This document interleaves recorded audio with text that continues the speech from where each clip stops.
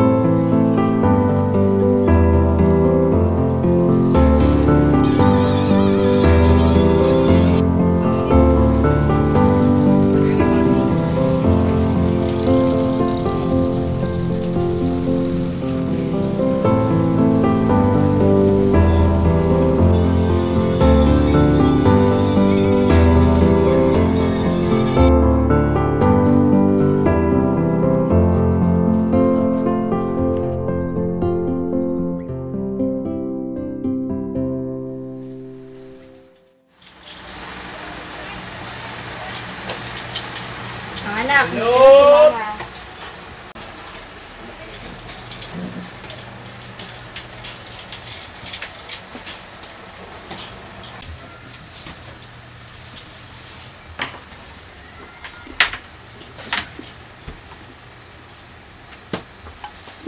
O, yan anak. Kain na kayo. Ito ulam mo. Saan papa nyo? Nasa labas po. Kanina pa. Nagsayang lang yung labas niya. Ganun ba? Sige. Kain na kayo. May gagawin pa ako eh.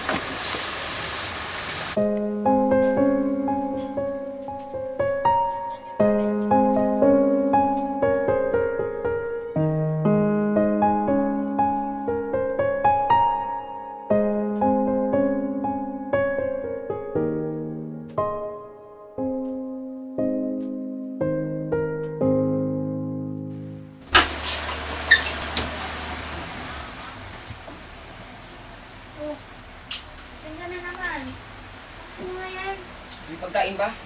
Paganda mo nga ako. Ito, kumain ka, oh.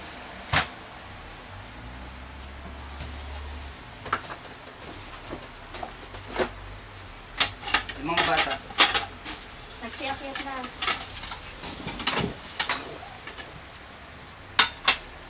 Ano to? Bakit ito lang?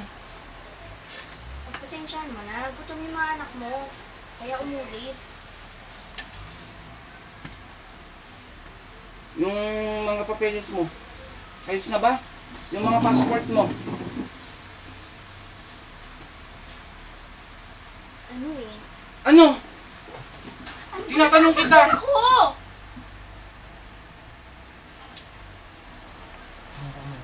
Ano na? Ayoko umalis eh. Gusto ko makita yung paglaki ng mga bata. Igaga ka pala eh. Kahit naman nandito ka, malayo pa rin yung load sa'yo ng mga bata. Ang liit ang sahod mo. Mag-abroad ka ulit. Doon malaki ang sahod mo. Hindi mo ba naiintindihan? Gusto ko nga makita yung paglaki ng mga anak natin. Pag pumunta ka sa ibang bansa, sa sahod ka ng malaki, ganun din naman. Sa sahod ka ng maliit dito, malayo rin sa yung loob ng mga bata. Leche, akit na nga.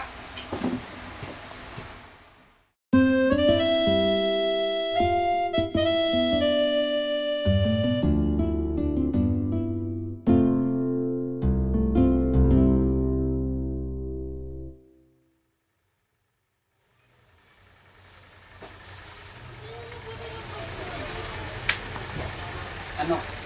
Mag-desisyon ka na ba? Oo, ayusin ko na. Opportunity na yan. Huwag mo na palampasin. Baka mag-inarte ka pa. Hindi. Sige. Pag-desisyon ko.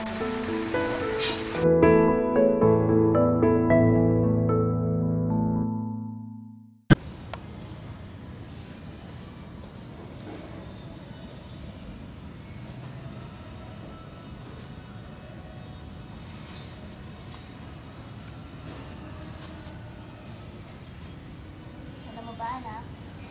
Nag-abroad din ako dati. Umayo din ako sa mga anak ko. Talaga po, ma'am. Ba't po kayo umalis? Iniwan niyo din po silang malungkot? Hindi naman sa ganon. Gusto ko lang silang mabigyan ng magandang kinabukasan. Hindi naman mahalaga ang pera. Mahalaga, anak. Para mabigay ko yung mga kailangan nila.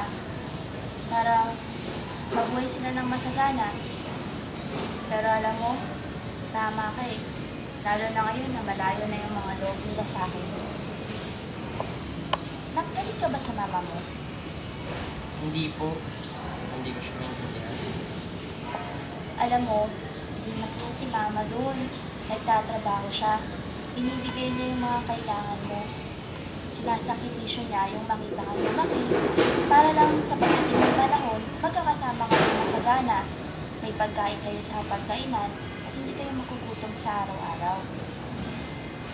Alam ko ngayon hindi mo maintindihan yan. Pero pag nagkaroon ka na ng sarili mong pamilya, kakayanin mong sakripisyo ng lahat para lang makita mo silang masaya. Hindi naman sa bawat oras, yung kasayahan na yun, hindi lagi kayong magkasama eh. Yung kasayahan na yun, yung makikita mo silang nakakapag-aral, natatapos na yung pag-aaral nila, at mabubuhay sila nang walang pinuproblema. Alam mo dati, hindi ko rin naintindihan kung bakit kailangan kong umalis. Pero ngayon nang nakikita ko na silang lumalaki. Sana balang araw ikaw din maintindihan mo ang mama mo. At sana anak, huwag mo ipagkalit sa kanila o sa mama mo yung pagmamahal na kinakailangan niya. Bilang kasi nagpapalakas sa mama mo ngayon eh. Sabi nga ni tita na umalis si mama para sa akin. Para sa kinabukasan ko. Pero ngayon mas naiintindihan ko na teacher na nandun siya para sa akin, para sa kinabukasan ko. Sana tumawag si mama para pag tumawag siya, sasabihin kong mahal ko din siya. Kasi alam kong mahal niya ako. Salamat po, teacher.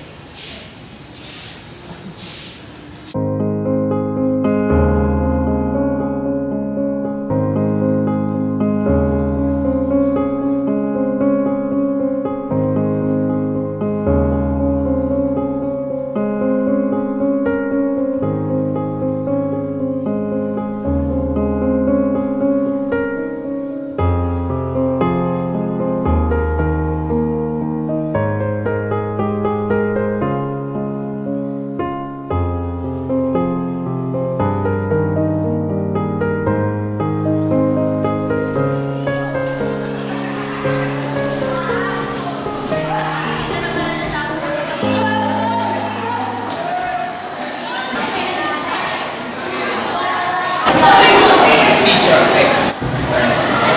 And we will have our lives. Alam ko ang mga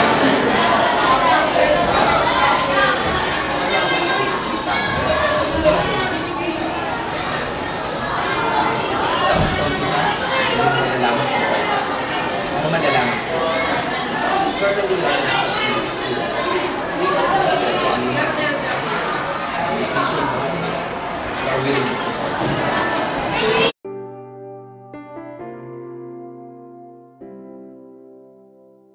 Pasko na naman, ngunit wala ka pa. Hanggang kailan kaya ako'y maghihintay sa iyo? Pero anak, kamusta ka na? Kailangan lumisan pa. I'm sorry, I was not able to make it this Christmas, but it's birthday mo, promise darating si Mama. Sana ngayong Pasko, But I miss you very much and I love you. Merry Christmas! pa rin ako. Hinahanap-hanap pag-ibig mo. At kahit wala ka na, nangangarap at umaasa pa rin ako. Muling makita ka at makasama ka sa araw ng Pasko.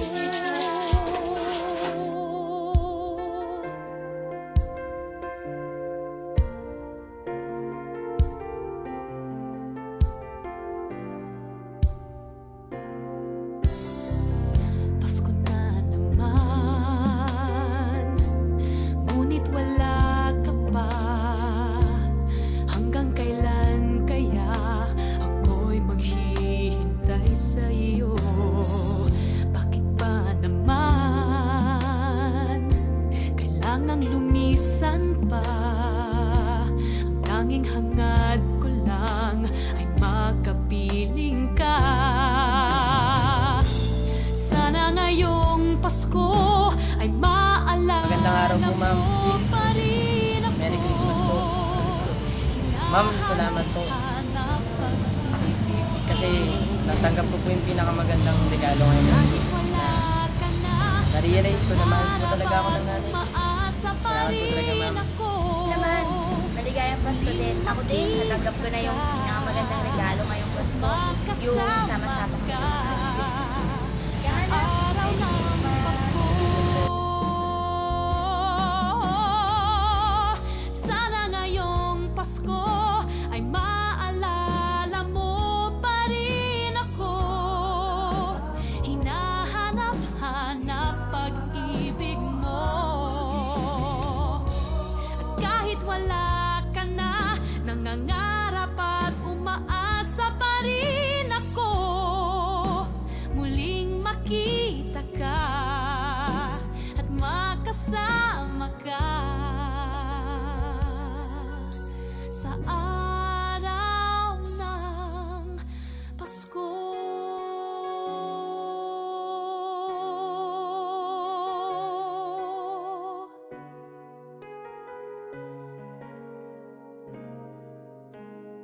Sana ngayong Pasko